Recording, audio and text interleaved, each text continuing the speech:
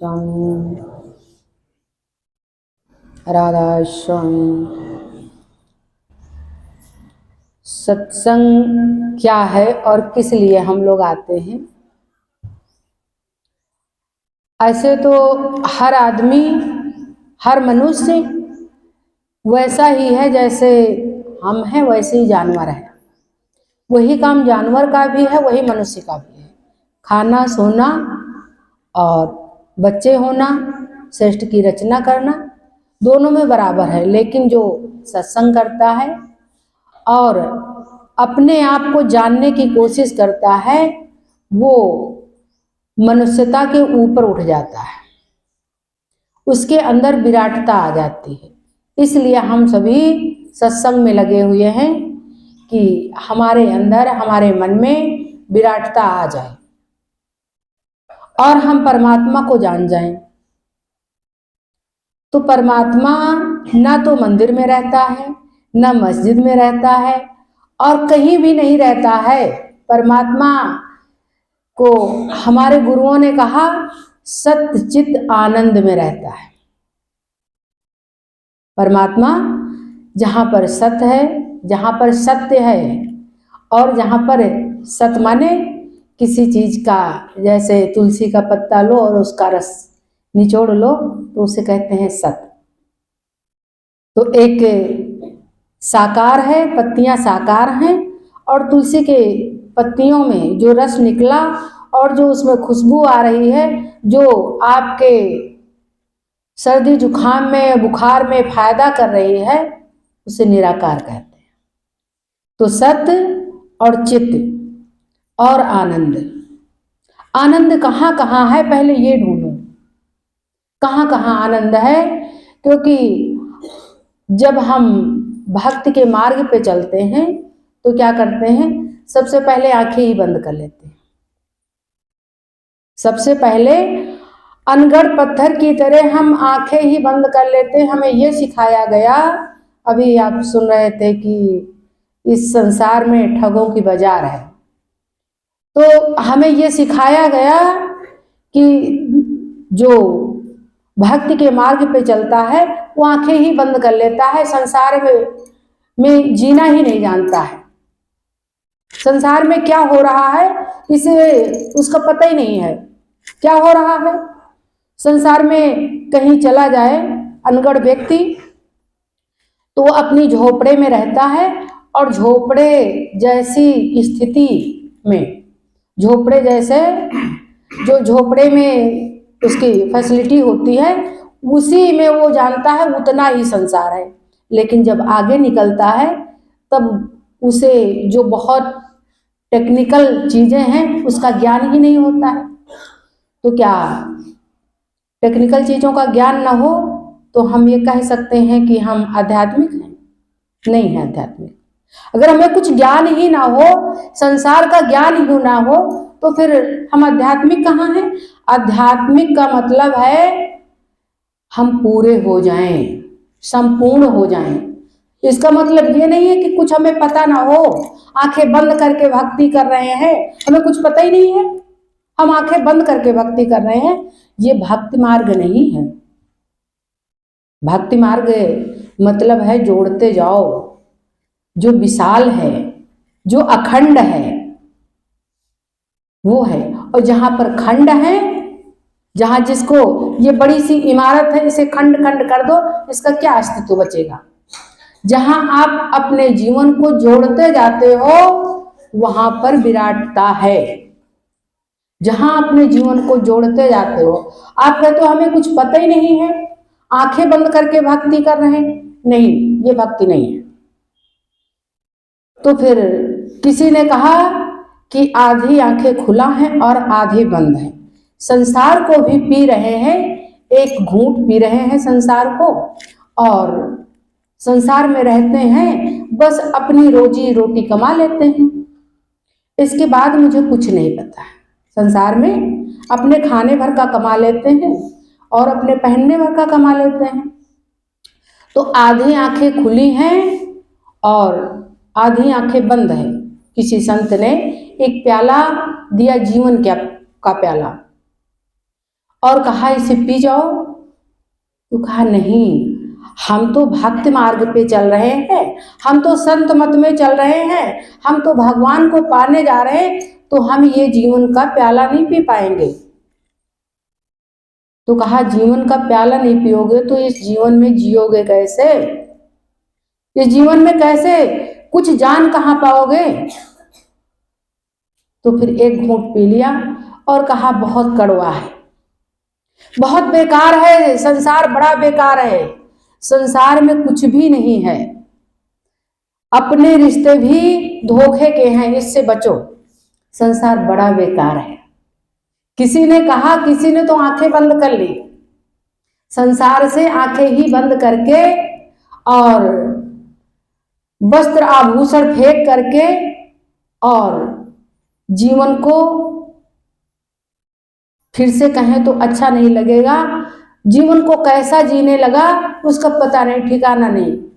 बहुत बड़े बाल, तो जो बाल कट नहीं करा सकते हैं, कौन बाल, जिनके बाल बढ़ते चले जा रहे हैं और उनकी कटिंग ही नहीं हो रही है क्योंकि उन्हें अपने आप का ज्ञान नहीं, इसीलिए तो बाल नहीं कटिंग कर रहे हैं, इसीलिए तो हम संसार के बारे में हमें पता ही नहीं है।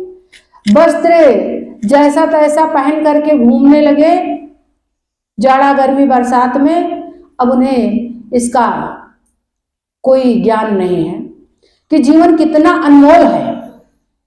जीवन को जोड़ो, तो पहले जीवन को जोड़ना सीखो, जीवन कितना अनमोल है तो उसके बारे में कुछ भी नहीं पता है।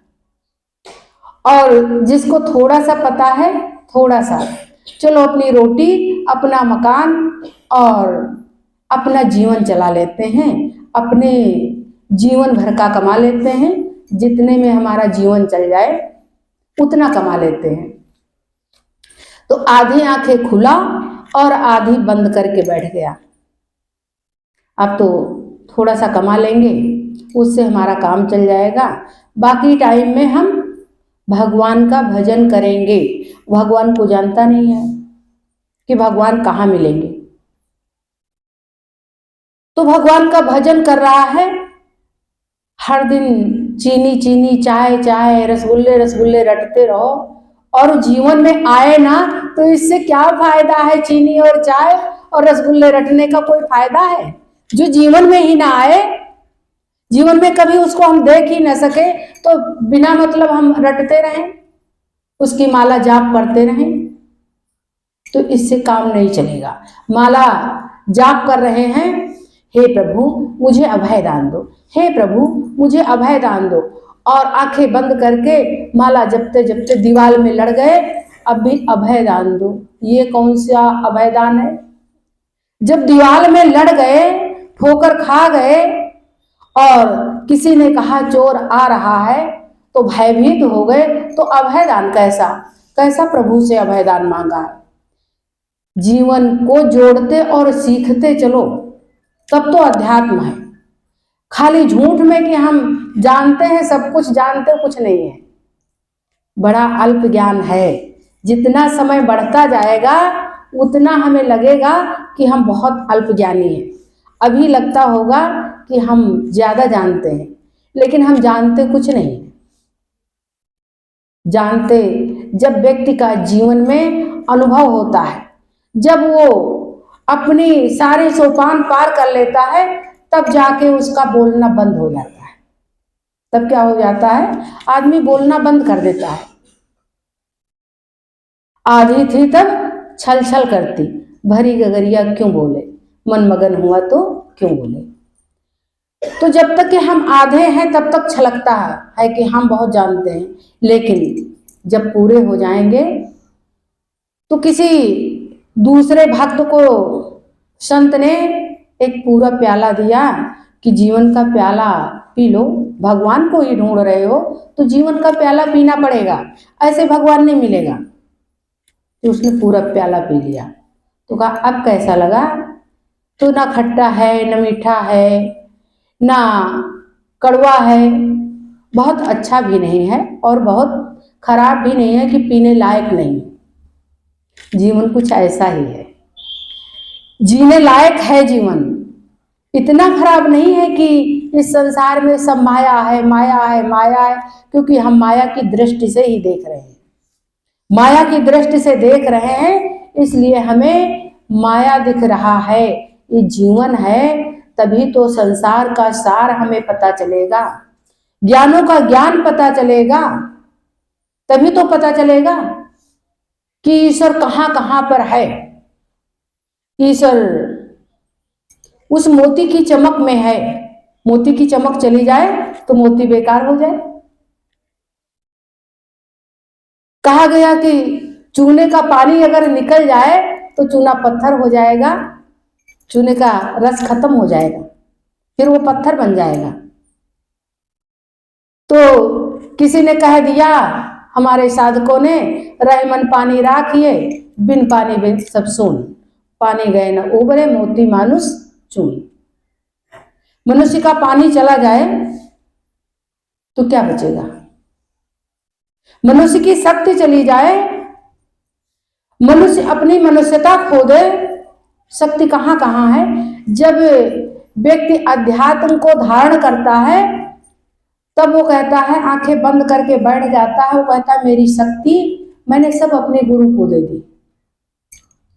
लेकिन गुरु कहता है, मेरे जैसा गुरु, कि बेटा अपनी टार्च लेकर जाना, ऐसे न चले जाना, मेरे सहारे कहीं मत जाना, अपनी टार्च लेकर जाना। मेरे गुरुजी घर से निकलते समय कह देते थे, आपको हम सत्संग करने भेज रहे हैं, अपनी टार्च लेकर जाना, मेरे सहारे वहां मत जाना, जहां जा रहे हो अपनी शक्ति लेकर जाना, क्योंकि वृद्धावस्था में शक्ति क्षीण होने लगती है। और जब निकलता हुआ सूर्य होता है तो उसके अंदर बड़ी शक्ति होती है। धूप अभी निकली हुई है, सुबह सुबह निकली है, तो उसमें बड़ी शक्ति है, उसमें कुछ सुखाने की क्षमताएं हैं, उसमें जाड़ा रोकने की क्षमताएं हैं, धूप लगने की क्षमताएं हैं। और जब सूर्य ढलने लगेगा तो कुछ बचेगा नहीं।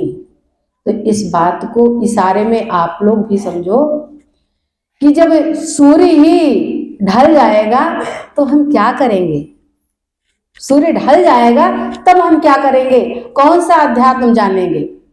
जानना अभी है और हम आंखें बंद करके अभी बैठ जाएं तो क्या जान पाएंगे। इसलिए इस संसार में बहुत सीखना है, जीवन को जोड़ना है, क्योंकि जहां जहां पर जीवन को जोड़ोगे वहां पर आपको अध्यात्म मिलेगा। जीवन को जहां से जोड़ दोगे, जिस स्रोत से जोड़ दोगे, जब गंगोत्री की धारा निकली तो बहुत धीरे धीरे धीरे धीरे निकली, लेकिन सच वही थी, और गंगा सागर से मिलकर वो सागर बन गई। इसी तरह से हमारी बूंद निकलती है, हमारे घर में छोटा सा बच्चा पैदा होता है तो धीरे धीरे शक्ति धारण करते करते वो गंगा सागर बन जाता है, बड़ा सा वृक्ष बन जाता है, बहुत बड़ा बन जाता है, जो संसार में नाम पैदा करता है। और आप कहते हो कि हम एक छोटा सा भक्ति लेकर के, और आंखें बंद, भक्ति मार्ग में आंखें बंद नहीं की जाती, उसे जोड़ना होता है, हर जगह से जोड़ना होता है, हर धाराओं से जोड़ना होता है। जहां कहीं पहुंचो वहां से कुछ अच्छा ले लो, कुछ अच्छी सीख ले लो। ऐसा नहीं बस खाली ताली बजाते रहोगे। किसी ने कीर्तन गाया और जब उसका पीछे की लाइन आई, पीछे के लाइन में सार होता है। कुछ भी आप गाते हो या कुछ भी कहते हो तो कहते कहते पीछे की लाइन में जो सार छुपा होता है, पीछे की लाइन में छुपा होता है। तब तक लोगों ने तालियां बजा दी और ढोलक की आवाज जो है वो तेज कर दी और पीछे का सार छूट गया। ठीक इसी तरह से हम सभी हैं, हम सभी भक्ति मार्ग में जाते हैं और इसके बाद जब उसमें हम लय होने लगते हैं तो हम अपने आप को छोड़ देते हैं। कहाँ छोड़ देते हैं? जिसको बहुत मुश्किल से हमने बनाया है, जिस परिवार को, जिस रिश्ते को, बहुत मुश्किल से बनाया है उसी को छोड़ देते हैं। हम कहते हैं हम भक्ति मार्ग में आ गए। ये कौन सी भक्ति है कि जिसे हम बड़ी मुश्किल से बनाया है, जिसके घर में बच्चे नहीं हैं, जरा उनसे पूछो, बच्चे 2 टुकड़े की बात है कि हम बच्चे ले आएंगे, बहुत सारे आयाम हैं बच्चे होने के, लेकिन जिनके घरों में बच्चे नहीं हैं, जरा उनसे पूछो, वो कहते हैं मेरा जीवन जा रहा है और हमने इस संसार में कोई हमारा वंश नहीं है, कोई हमारे नाम के आगे चलने वाला नहीं है। उन्हें कितनी धड़कनें हैं। और जिनके घर में बच्चे हो जाते हैं उन्हें बच्चे छोड़ना बड़ा आसान होता है। बच्चों को छोड़ करके योग धारण कर लेते हैं, हम योगी बन जाएंगे। बच्चों को छोड़ करके योगी बन जाएंगे, चीजों को छोड़ देंगे। जिस मकान को इतनी मुश्किल से एक एक ईंट जोड़ करके बनाया, कोई अभी पीछे से एक गुटका ला करके ठोकने लगे तो फिर तुरंत ये सत्संग छोड़ करके ये होगा, पीछे देखो जाके इसमें कौन खरोच मार रहा है। क्योंकि मकान को इतनी मेहनत से बनाया गया है, उस मकान में हमारा मन, हमारी जिज्ञासा, हमारा जीव है। ऐसा नहीं है कि वो मकान अकेले है। जिस मकान को हम छोड़ देते हैं वो खंडहर हो जाता है, जिस मकान में हम जाते नहीं हैं वो खंडहर हो जाता है। इसलिए हमारे जीवन की जो रस है जीवन का, उससे मकान चल रहा है, तो हम मकान को ही छोड़ देते हैं, मकान को छोड़ देते हैं, रिश्तों को छोड़ देते हैं। हम भक्ति मार्ग में आ गए हैं तो आपने पाया क्या है, जरा हमको ये बताओ। भक्ति मार्ग में क्या पाया है, कैसी अनुभूति हुई है? वो परमात्मा मिला तो कैसी अनुभूति हुई? जिसने प्याला पिया उसने तो नाचने लगा कि अब हम इसका रस बता नहीं पा सकते हैं कि कैसा है ये जीवन का रस, कैसा है। वो तो नाचने लगा।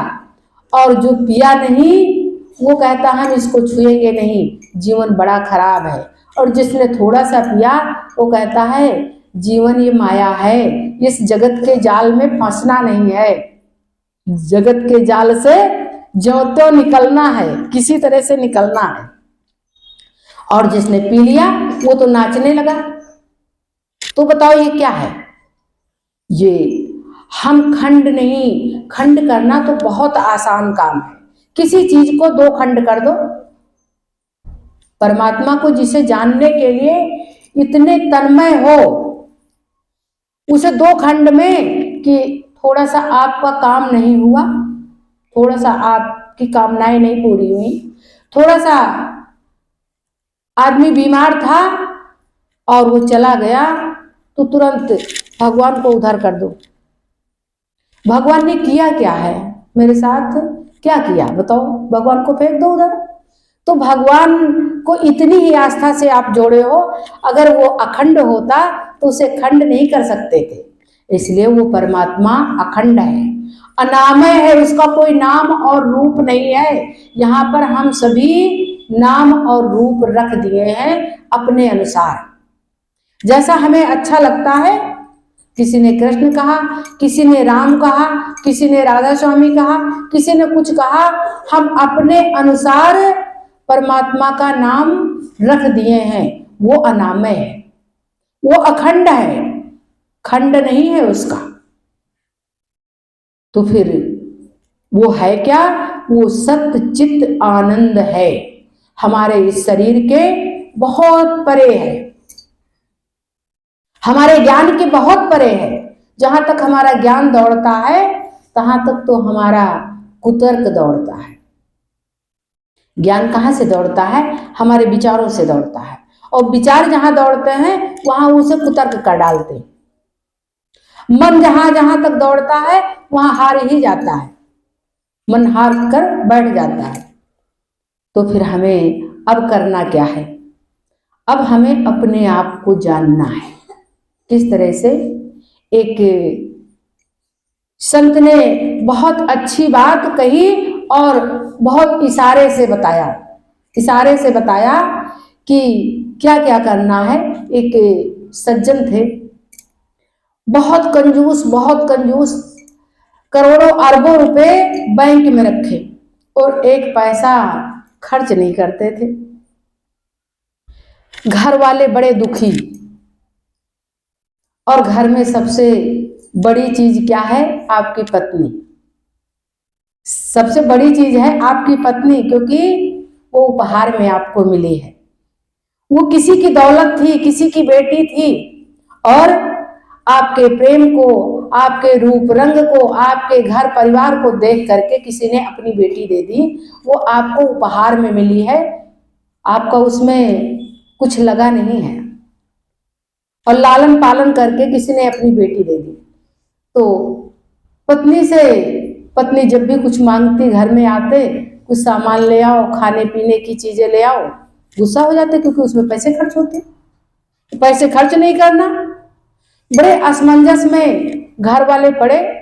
फिर उन्होंने सोचा कि ये पत्नी हमारी अगर चली जाए तो हमारे पैसे बच जाएं।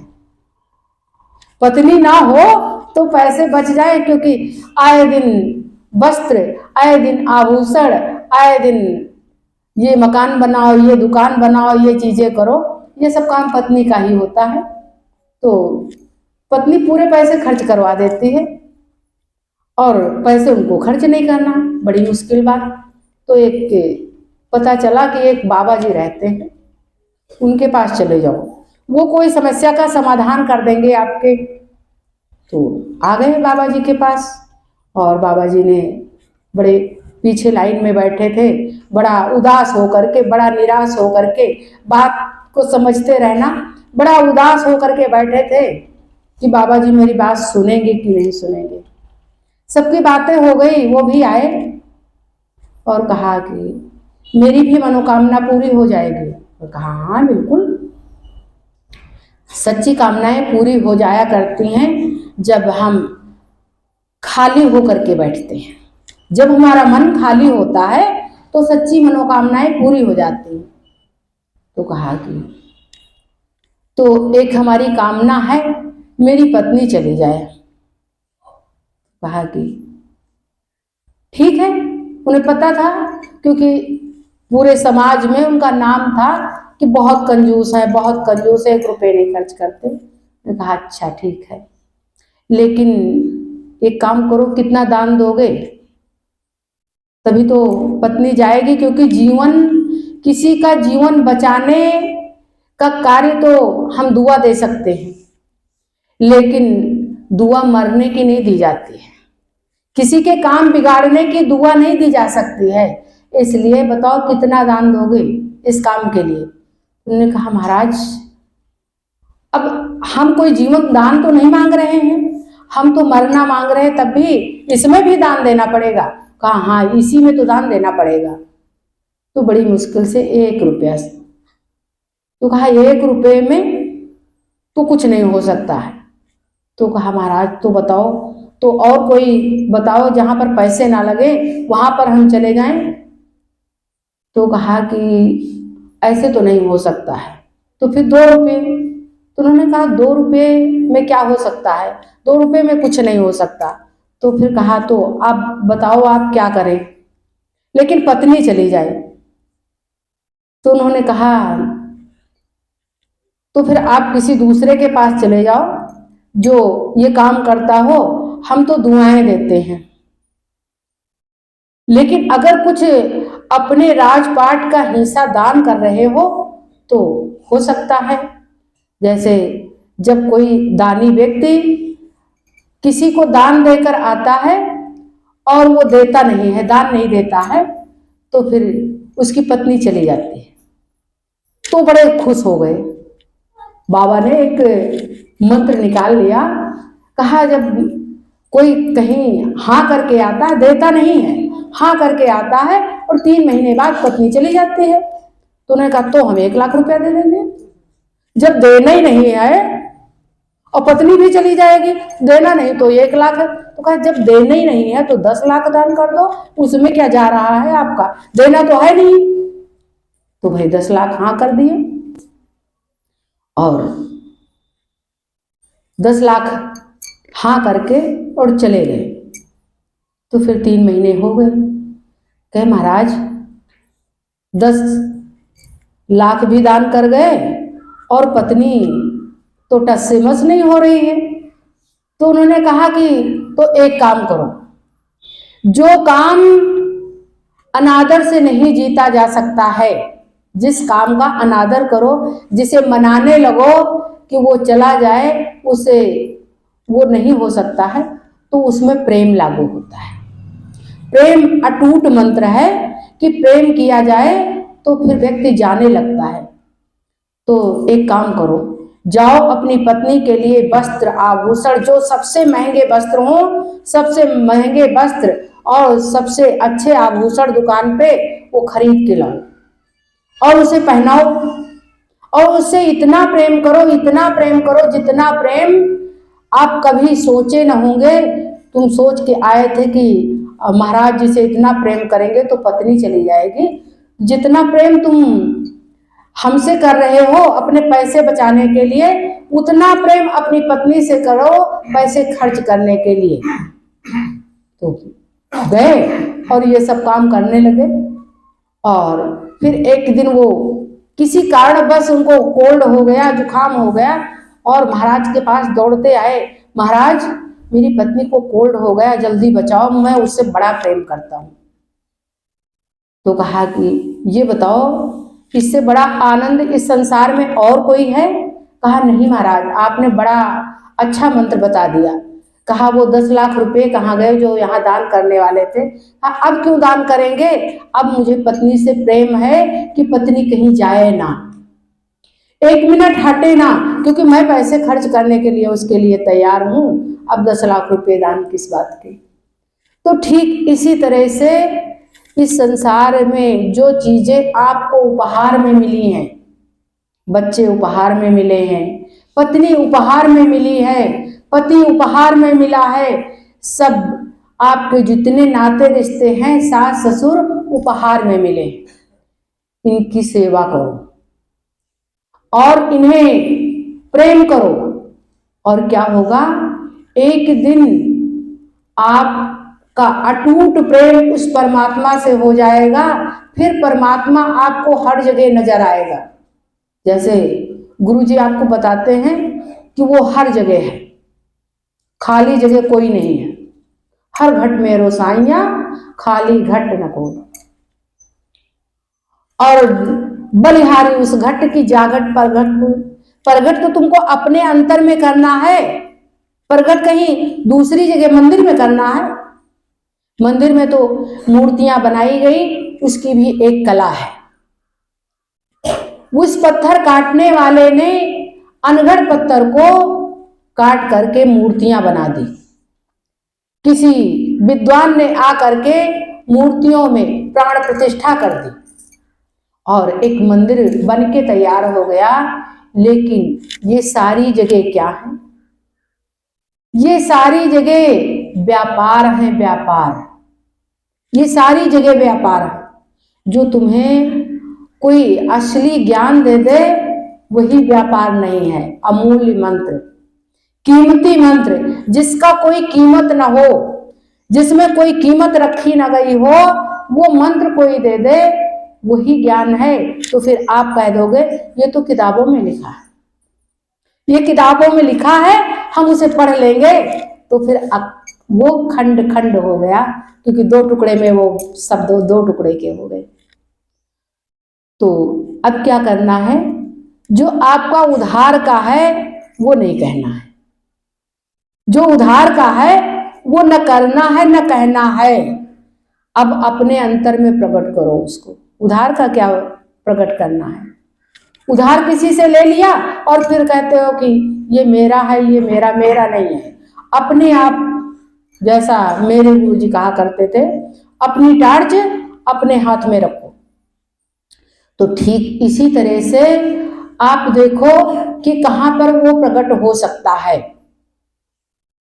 जहां पर आप जान नहीं पाते हो, एक बहुत बड़े जो डांसर हैं, डांस करने वाले हैं, लाइन में खड़े खड़े वो पता नहीं कहाँ के कहाँ उन्हें लाइन में खड़ा किया जाता है। बच्चों को लाइन में खड़ा किया जाता है स्कूल में, और वो डांस करते करते उनकी जगह छूटकर कहीं अलग चली जाती, क्योंकि वो अपने आप में इतने खुश हैं, इतने मस्त हैं कि वो अलग चले जाते हैं। कोई वादक है वो अपने खुशी में, अपने तन्मयता में कहीं का कहीं चला जाता है। कोई गायक है अपने शब्दों को कहीं से कहीं लेकर चला जाता है, उसे विचारना नहीं पड़ता है। और जब विचारते रहोगे तो फिर क्या होगा, कुतर्क हो जाएगा, और कुतर्क करने से परमात्मा मिलता नहीं है। परमात्मा को जबरदस्ती लाने से वो मिलता नहीं है। ये सोच लो कि जबरदस्ती जाएंगे और गुरुजी से कहेंगे, हमारा सोर्स है, गुरुजी से कहेंगे कि इसको आशीर्वाद दे दो, इसको आशीर्वाद दे दो, इससे काम नहीं चलता है, इससे काम नहीं होता है। गुरु खुद में तन्मय हो जाता है और कब क्या कह देता है उसे खुद नहीं पता होता है। जब गुरु तन्मय होता है तो उसे पता नहीं चलता हम क्या देने जा रहे हैं और क्या इसको चाहिए। तो जो उचित होता है वो अपने आप से हो जाता है। इसलिए करना क्या है, अपने आप में आनंद को प्रकट करना है, अपने आप में जोड़ना है। कहां कहां से मन को जोड़ना है, मन विराट हो जाए। जब हम श्रेष्ठता की तरफ जाते हैं, श्रेष्ठ विचारों का अध्ययन करते हैं, श्रेष्ठ लोगों का संग करते हैं, तो हम श्रेष्ठता की तरफ चले जाते हैं। और जब हम नीचे लोगों के साथ में रहते हैं, किसी बीड़ी सिगरेट और शराब पीने वाले के साथ रहते हैं, तो 10-5 दिन के बाद सोचते हैं लाओ एक बार पी के देखें कैसा होता है, एक बार पी के देख लें कैसा होता है। आखिर ये आदमी पीता है, शराब पीता है और इतने बड़े बड़े इसके मकान दुकान बन गए, तो आपने ईश्वर को खंड खंड बांट दिया। और जब जहां पर खंड होता है वहां पर अखंड नहीं हुआ करता है। इसलिए आपको अखंडता में जीना है, आपको विराटता में जीना है, आपको श्रेष्ठता में जीना है और श्रेष्ठ होने के आयाम ढूंढना है। खाली ताली नहीं बजाते रहना है। राधा श्याम।